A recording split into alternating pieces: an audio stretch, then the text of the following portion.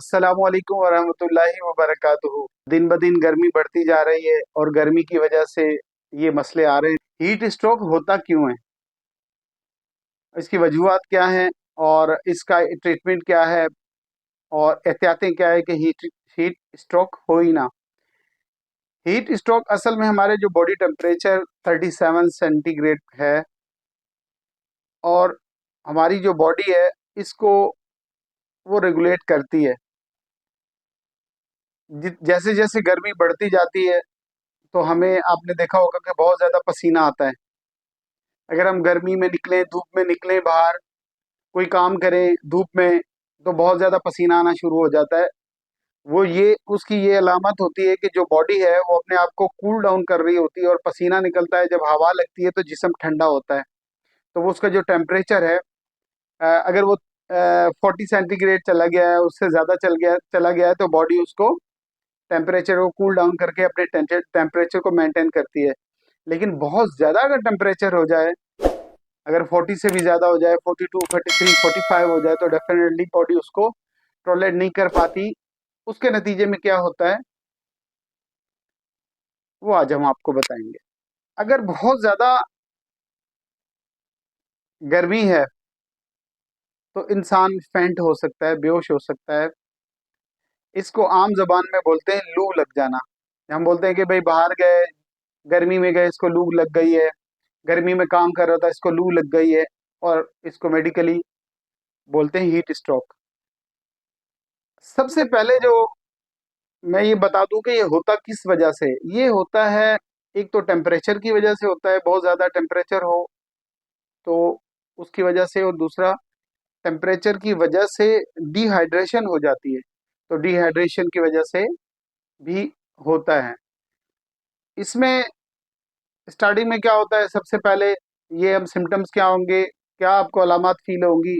अगर आपको डिहाइड्रेशन हो रहा है, बहुत ज़्यादा आपकी जिस्म के अंदर गर्मी चली गई है, तो सबसे पहले तो आपको सर में दर्द होगा, थ्रोम्बिक पेन, हेडेक होगा, बहुत ज़्यादा सर में दर्द होगा। और उसके बाद जो है ना, आपको प्यास लगेगी बहुत ज़्यादा, और पानी अगर आप नहीं पी रहे हैं, डिहाइड्रेशन हो रही है।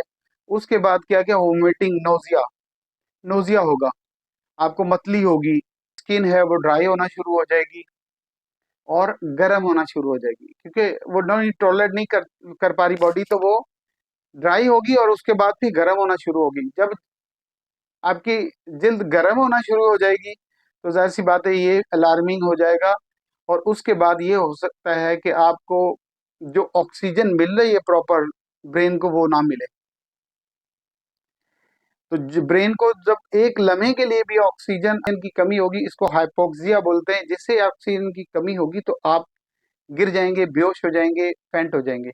तो फेंट होने से पहले क्या होता है, बेहोश होने से पहले क्या हो जाता है, उसके उससे पहले ये होना शुरू हो जाता है कि आपको पता नहीं चलता असल में। अगर आपको नॉलेज है, अवेयरनेस है, तो आप फौरन अपने आप को कंट्रोल कर लेंगे। अगर आप खड़े हुए हैं या खड़ी हुई हैं या आप चल रहे हैं, चल रही हैं, तो आपको क्या होगा, कंफ्यूजन हो जाएगी, आपका विजन क्लियर नहीं होगा, आपको ऐसा लगेगा होगा कि ब्लर हो रहा है या सफेद सफेद हो रहा है, और बहुत ज्यादा चक्कर आ रहे हैं, तो आपकी समझ में नहीं आएगा, आपकी मेमोरी काम नहीं कर रही होगी। तो आपको क्या करना है, फौरन साइड पे कहीं भी आपको बैठ जाना है। अगर अगर बैठे हुए भी हो रहा है तो आपको साफ जगह देख के लेट जाना है।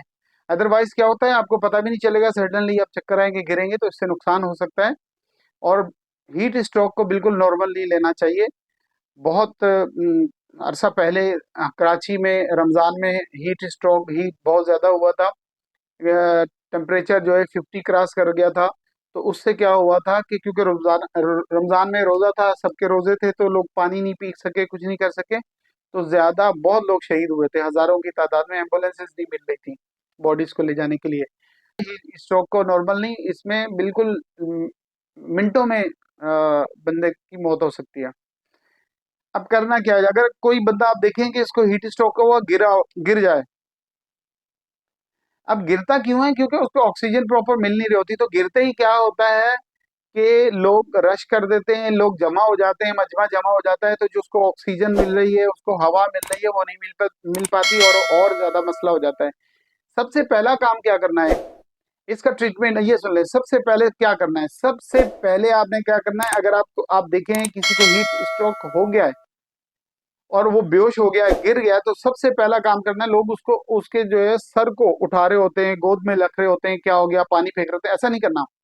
बिल्कुल लिटा देना है और उसके जो पाँव हैं वो ऊपर कर देना, फुट ऊपर कर देंगे पाँव, तो जब दिमाग की तरफ उसका ब्लड जाएगा तो वो मिलेगी, तो थोड़ी देर में ही वो बंदा होश में आ जाएगा और बिल्कुल उठ के बैठ जाएगा, क्या हुआ मेरे को, क्या हुआ, क्योंकि सिग्नल चले जाते हैं, समझ लो ऐसे एकदम से सिग्नल चले जाते हैं, और बंदा जो जाओ उसको याद भी नहीं होता कि मेरे साथ क्या हुआ, का वो कुछ नहीं हुआ, आप खैरियत से हैं।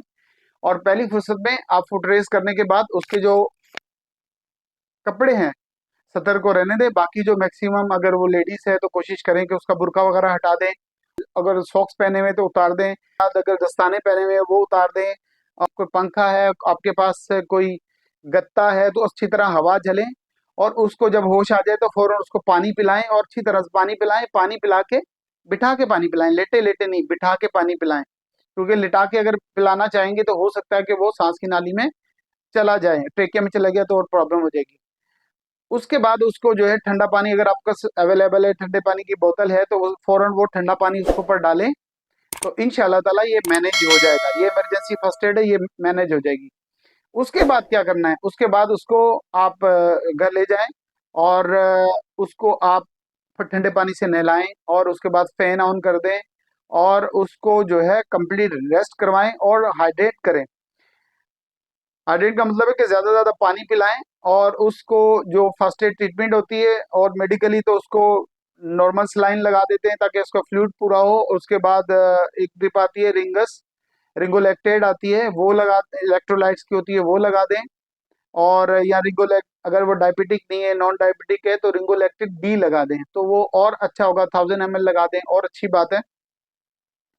अगर ये ड्रिप वगैरह ये अगर इमरजेंसी क्लिनिक में हॉस्पिटल नहीं जा सके, तो उसके बाद उसके अलावा इलेक्ट्रोलाइट्स को, हमारे पास बेस्ट इलेक्ट्रोलाइट्स जो है वो ORS है, तो ORS उसको आप पिला दें, नमक चीनी का शिकंजी बनाएं, नींबू निचोड़ें, वो उसको पिला दें अगर शुगर नहीं है तो, और नमक चीनी की आप पानी पिला दें, और नारियल का पानी अगर अवेलेबल है, क्योंकि नारियल तो बहुत महंगा है, लेकिन अगर अवेलेबल है तो नारियल का पानी उसको पिलाएं, तो उससे बेहतर हो जाएगा। अब उस जिस बंदे को भी अगर सन स्ट्रोक हुआ है, लू लगी है, तो बॉडी जो टेम्परेचर है वो आउट होता है, 104 तक चला जाता है, तो आपको क्या करना है, आपको बॉडी टेम्परेचर उसका जो है वो बिल्कुल नीचे रखने की कोशिश करनी है, बॉडी टेम्परेचर ऊपर नहीं जाना चाहिए, ठीक है।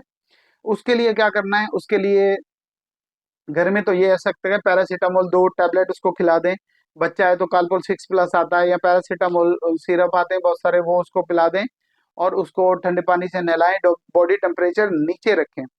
ये याद रखें कि जो हीट स्ट्रोक से बुखार होता है तो वो 1-2 दिन का होता है, उसके बाद नॉर्मल हो जाता है। और अगर आप देखें कि ज्यादा सीरियस मसला हो रहा है, और वो जो भी बंदा है, लड़की है, लड़का है, वो होश में नहीं आ रहा है, तो फिर उसको हॉस्पिटल पहुंचाने की कोशिश करें, एम्बुलेंस को कॉल कर दें, आप फर्स्ट एड मैनेज करते रहें, ठंडा पानी, जो चीजें मैंने बताई हैं।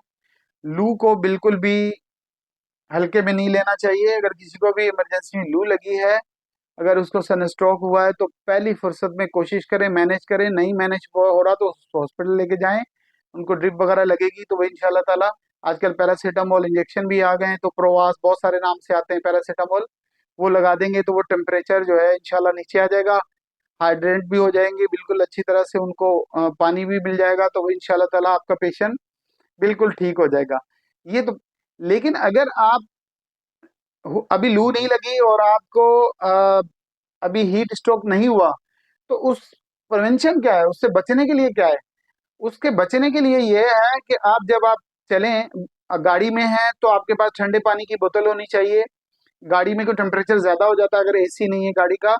और इसके अलावा आप पानी, वैसे अगर धूप में जा रहे हैं तो अम्ब्रेला रख रहे हैं, अगर अम्ब्रेला नहीं रख सकते तो कैप पहने, कैप भी नहीं रख सकते, कोई फाइल वगैरह है वो उससे छांव कर लें, वो भी नहीं अगर आपके पास, तो कोशिश करें कि ज्यादा से ज्यादा धूप में आप नहीं चलें, और आप पानी पीते रहें।